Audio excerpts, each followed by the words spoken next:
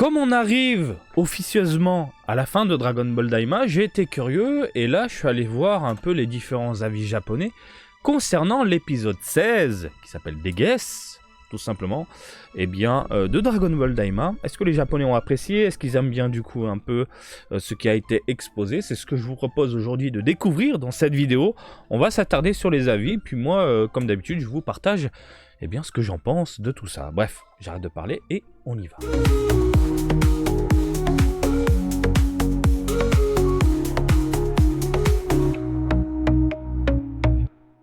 Gros plan ma gueule. Alors, je suis sur Yahoo News, c'est la base pour les Japonais. Yahoo, c'est vraiment la base pour les Japonais, que ce soit pour l'information en temps réel, etc. Yahoo, c'est limite une secte. Allez, on y va. Alors, tout est en japonais, mais est-ce que je peux traduire? En français, ouais. Alors, c'est de la traduction approximative, mais c'est pas grave, au moins, on a le sens. Voilà. Et on peut réagir un petit peu sur ce qui est dit. Donc, Vegeta combat les forces spéciales de la police militaire, l'ambition de Deguess, donc c'est le titre plus ou moins de cet épisode, si quoi que ce soit. Donc on a un premier avis. J'apprécie regarder Daima car c'est une aventure dans le monde des démons et l'histoire ressemble à celle de Dragon Quest. Putain, je suis tellement d'accord. Et je ne le cesse de le répéter, Dragon Ball Daima c'est un RPG, c'est une progression digne d'un jeu de rôle. Bien sûr, de l'exploration, de la découverte, des objets, des personnages secondaires, c'est vraiment du RPG. Et j'avoue, la connotation Dragon Quest, oui, elle est là. En même temps, œuvre de Square Enix avec le design de Toriyama, voilà. Au fur et à mesure que vous progressez dans votre aventure, vous vous ferez des compagnons plus fiables et devrez parfois travailler ensemble pour résoudre les problèmes qui surviennent. Le Vegeta égocentrique du passé n'est plus là. C'est-à-dire qu'il pense qu'à sa gueule, c'est ça? Ouais, non, ouais, j'avoue, il est différent, le Vegeta, mais il reste quand même en mode bas les couilles et je reste un Saiyan. Hein. Et il est maintenant un beau personnage qui compte sur ses amis et prend soin de sa femme Bulma. Oui, on l'a vu de toute façon dans l'avion, comment il la protège. J'ai aimé Vegeta dans l'arc Majin Buu quand il a dit à Trunks qu'il l'emmènerait dans un parc d'attractions s'il pouvait lui mettre un coup de poing au visage. Pansy est également mignonne, il est donc un peu probable qu'elle tombe amoureuse de Goku marié, mais je pense qu'elle est probablement le type de personnage d'héroïne dans cette œuvre. Le côté un peu gnangnan, décalé et amusant, hein, voilà. J'ai vraiment aimé l'épisode où Gohan rencontre Videl dans l'arc scolaire, qui dépeint la vie quotidienne dans le monde de Dragon Ball, et c'est toujours amusant d'avoir une héroïne dans les parages, hein, oui c'est sûr, hein, comme ça, c'est peut-être ma pièce préférée. Donc c'est peut-être mon épisode préféré, ok. C'est intéressant, mais l'équilibre des pouvoirs fait défaut pour le moment. On a l'impression qu'il n'y a pas beaucoup d'intérêt à avoir un enfant. J'imagine avoir le corps d'un enfant, mini, l'aspect mini. Comme prévu, les forces spéciales ont été facilement vaincues. Donc je ne suis pas le seul à penser ça, on l'avait compris dès le début. Et Deguess a également été abattu d'un seul coup du jeune Piccolo. Donc de Piccolo mini. C'est vrai que c'est Piccolo qui met un coup, il se prend quand même un chapeau dans la gueule. Hein. Je voulais une sorte de moment fort où les forces spéciales ne sont pas à la hauteur de Tamagami en tête à tête, mais quand elles se battent en équipe, elles deviennent un adversaire encore plus fort que Tamagami. D'accord, il est déçu parce qu'il pensait que 5 personnages combinés, un peu comme les Sentai au final, donc les super-héros pour Ranger et compagnie, pouvaient du coup rivaliser un peu avec nos héros, et au final, on s'est retrouvé avec des personnages faibles et certes peut-être amusants pour les enfants, mais ennuyeux pour nous. Deguess est le frère cadet de Kaioshin, et s'il essayait de devenir le roi du royaume des démons, il aurait dû être suffisamment fort pour être un adversaire redoutable, d'autant plus que Piccolo s'est transformé en enfant peu de temps après l'arc Buu. Je me sens comme ça, c'est intéressant parce que j'aime le monde du travail. Donc, ouais, donc Deguess, ça reste plus ou moins une déception. Donc, quand tu vois le personnage, comment il est amené à l'image, et surtout, quand il arrive aussi sur Terre, hein, la façon dont il réagit, et maîtrise un peu tout le monde, entre guillemets, c'est dommage, et tout le monde le ressent au final, hein, même du côté japonais. Mais j'ai l'impression que l'épisode est quand même apprécié. Akira Toriyama a toujours représenté des batailles à 3 dans l'arc Freezer, les amis de Goku, Vegeta et l'armée de Freezer. Dans l'arc Android, les androïdes, Cell et les amis de Goku. Dans l'arc Majin Buu, ce n'est pas un combat à 3. Bataille de chemin, mais Dabura apparaît à mi-chemin. C'est intéressant de voir le changement qui se sont produits chez les Majin Buu. S'il s'agit simplement de vaincre l'ennemi et c'est tout, ce n'est pas si intéressant. Donc en gros, ce qu'il est en train de nous dire, il y avait une progression dans Dragon Ball qui a eu une cassure avec Majin Buu, et du coup, amener le nouveau Dragon Ball où il faut juste se battre, le vaincre et puis basta, c'est ennuyeux. En gros, c'est ennuyeux. En regardant l'aperçu du prochain épisode, il semble que ce soit une guerre totale avec les Majinku et Dou. Il semble que Garlic Gun et Makako Sampo apparaîtront également. Il semble donc qu'on nous pourrons enfin voir un vrai combat. Ah, putain, j'ai pas vu l'aperçu moi. J'ai pas vu l'aperçu.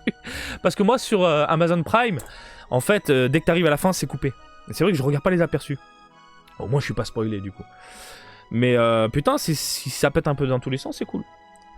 À la fin, tout le monde travaillera ensemble pour affronter le troisième œil de Goma. Donc oui, hein. Y aura-t-il un combat? Oui, il y aura un vrai combat. Mais un combat uni. Si je me base sur cet avis, c'est-à-dire tous nos héros ensemble pour fracasser du Goma. Moi, je vois toujours le Super Saiyajin 4. Hein. Il faut amener une transformation puissante à Goku parce que c'est le héros de Dragon Ball. Je le vois comme ça, je vous en ai parlé dans ma critique. Parce que c'est le héros de Dragon Ball. Voilà. Donc je vois vraiment une transformation connue. Voilà, le Super Saiyajin 4. Et puis ça part en sucette. Goma Goku. Vraiment, c'est le combat final. C'est de la logique. Alors, personnellement, je l'aime bien. Il parle de l'épisode. Cela ressemble à la version cinématographique Le Chemin du Pouvoir. Donc c'est... Goku, l'armée du ruban rouge quand il est petit, si je dis pas de conneries. À l'origine, le Dragon Ball original n'avait pas beaucoup de scènes de combat. Eh bien, après la saga Majin Buu, c'est un peu... C'est quoi? C'est pas fini la phrase? Bon, c'est pas grave. Je comprends qu'il n'y ait pas de limite au nombre de personnes impliquées dans la lutte contre le corps de la police militaire, donc les Tokusentai. Mais est-ce vraiment si difficile? Ce que j'ai ressenti, c'était un jeu d'enfant d'affronter l'armée du ruban rouge. Il manque le sentiment satisfaisant d'être incroyablement fort contre les adultes de l'époque. Ah, c'est pas con comme avis. C'est pas con. Là, on parle vraiment début Dragon Ball, ceux qui ont connu Goku quand il est petit, qui ont suivi ça à la télé. Oui, hein, c'est... Goku, là, enfant, mais vraiment enfant, il n'a pas encore tout le savoir et l'expérience de la vie, plus les combats, etc., qui arrive à malmener toute une armée d'adultes, qui les fracasse. Et ça amène le côté puissance aussi du personnage. C'est vrai qu'on ne le ressent pas beaucoup dans Daima. Je m'attendais à quelque chose comme l'ancien Dragon Ball, mais le style de dessin est complètement différent de l'ancien temps et je suis déçu. Bah c'est normal. Bah c'est normal mon gars, je veux dire, on est en 2025, 2024, 2025, il faut amener un design moderne pour la nouvelle génération qui sont habitués. Et ça on le voit dans l'animation japonaise. Je suis désolé mais les dessins animés des années 70 ne ressemblent pas aux dessins animés des années 80. Les dessins animés des années 80 ne ressemblent pas aux dessins animés des années 90. Et ainsi de suite, 90, 2000, 2000, 2010, 2010, 2020. À chaque fois il y a une coupure, il y a une nouvelle génération, il y a un nouveau style. Par exemple moi j'aime les personnages féminins dessinés dans les années 80, des fois 70, mais plus 80 que 90. 90, ça reste sympathique, les Sailor Moon et compagnie, mais les dessins animés des années 80, les féminins, les personnages féminins avec les gros yeux magnifiques, brillants et tout, j'aime trop, ça claque.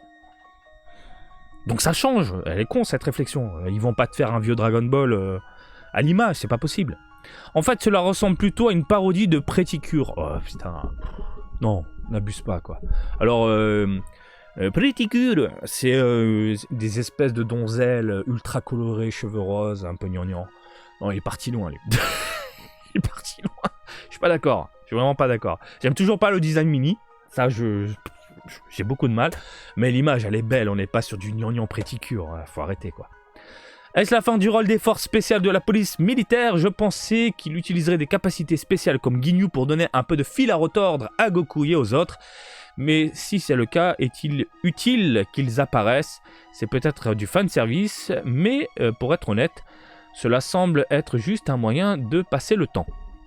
Donc en gros, c'était une justification à la con pour envoyer ça. Moi, encore une fois, je vois vraiment l'image, la connotation par rapport aux super-héros japonais, pour que les gamins s'identifient et reconnaissent quelque chose qu'ils ont l'habitude de voir, hein, et non pas un truc par rapport au Ginyu Tokusentai. Hein.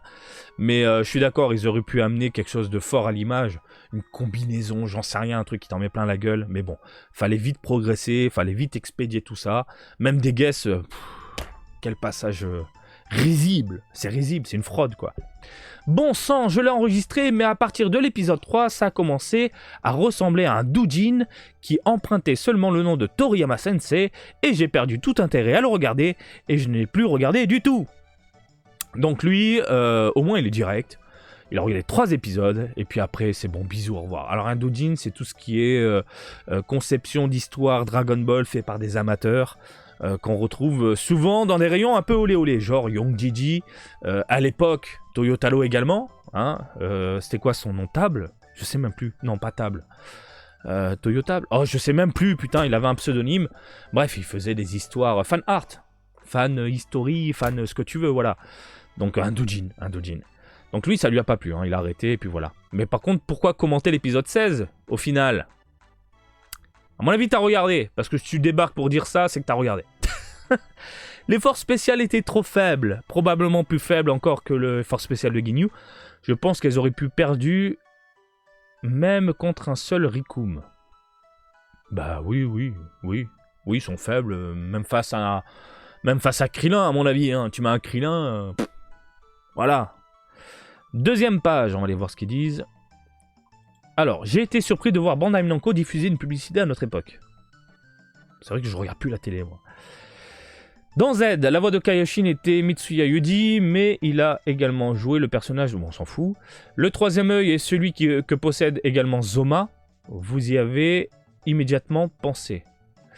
Zoma, c'est le méchant du royaume obscur de Dragon Quest 3. Et c'est vrai que j'avoue... Quand j'y pense, il a son œil sur le... Ouais, j'avoue, putain, bah oui, mais... les connotations Dragon Quest sont là également, hein. Il y a le côté RPG, le côté exploration, excusez-moi. Et évidemment, les clins d'œil sont nombreux dans Dragon Ball Daima par rapport aux différentes œuvres de Toriyama, hein, là où il a participé. Et oui, Zoma, oui, j'avoue. C'est fini une fois que tu as les 3 Dragon Ball? Oui. Ça s'appelle Dragon Ball, la série, donc je pense que là, le but, c'est de redevenir adulte, sauver Dende. Et puis, bisous, au revoir, ils ont les Dragon Ball. Enfin, oui. Mars cette année, c'est février à partir d'aujourd'hui. Oui. C'est déjà fini. Il n'a pas vraiment fait grand-chose. Je pensais en quelque sorte qu'il avait de l'ambition et qu'il pourrait finir par trahir Goma et devenir le boss final, mais je suppose qu'il est déjà sorti. Il parle de Degues. Donc lui, il voyait vraiment une trahison. Une forte trahison, et que Degues allait prendre la relève pour devenir le grand méchant de Daima. Et au final, bon, ben non, c'est Goma, comme moi je l'avais prédit. Goma, c'était tellement logique. Quand j'ai entendu le mot Degues, je me suis souvenu de Desu Yabao. Bon, on s'en fout, ça. Ben en gros, ouais, c'est mitigé, hein. Il y a ceux qui ont aimé, d'autres un peu moins, d'autres voire pas du tout. Donc c'est assez mitigé. Mais ça vous donne un aperçu un peu des avis japonais. Je pense que je ferai ça pour l'épisode 17, 18, 19 et 20. Ça reste très intéressant de voir comment la série est perçue du coup par la communauté japonaise. Surtout sur Yahoo. Yahoo, tout le monde est là. Allez, je vous laisse tranquille. J'espère que ça vous a plu. N'hésitez pas à réagir pour ne pas changer. Et comme d'habitude, je vous invite à me suivre sur Twitter, Facebook, Twitch et TikTok. Marty Japan. Et je vous dis à très bientôt. Allez, salut, bisous, ciao, ciao!